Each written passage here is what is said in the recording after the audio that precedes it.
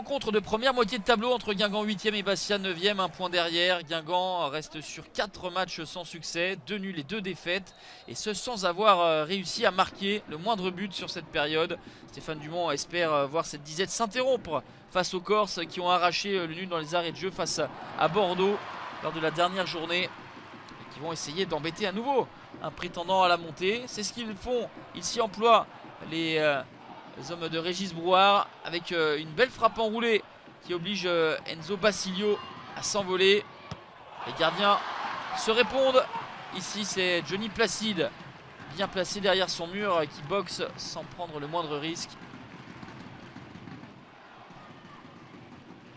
Une victoire sur les 6 derniers matchs contre Bastia en Ligue 2 BKT. Tel est le bilan des Guingampais contre la formation corse. 3 nuls et 2 défaites, 0-0 à la pause. Et pour l'instant, l'inefficacité guingampaise se poursuit. 4 matchs et demi sans marquer désormais. C'est la plus longue série depuis mars 2010. 5 matchs sans trouver la faille à cette époque. Des rebondissements en deuxième période, 65e minute. Carton rouge pour le Sénégalais Abdoulaye Ndiaye. Carton rouge sorti par Monsieur Valnet, et Bastia va devoir résister en infériorité numérique pendant près d'une demi-heure. Mais très vite, Guingamp va exploiter ses espaces avec un retourné acrobatique raté. Et derrière, une frappe non cadrée. Bastia peut se montrer dangereux sur coup de pied arrêté. Ce sera le cas à la 78e avec cette tête victorieuse d'Amin Talal, le Marocain, entré en jeu 5 minutes plus tôt. Corner très bien tiré par Sébastien Sallamonge. Et beaucoup de laxisme dans la défense guingampaise. Enzo Basilio ne peut absolument rien faire. Au milieu d'une forêt de joueurs au maillot rouge, Amin Talal qui jump et qui met beaucoup de puissance dans son coup de casque.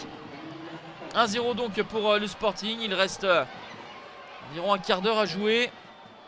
Vont-ils être en capacité de tenir et réaliser un très bon coup?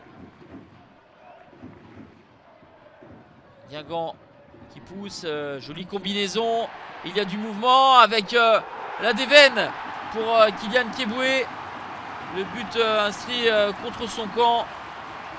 Le centre de Manceau a été bien évidemment destiné à un partenaire.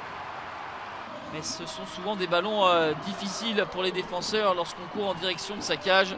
On n'est pas à l'abri d'un but contre son camp. Ce sera pleinement le cas à la 86e avec Keboué qui trompe Johnny Placide. Un but partout.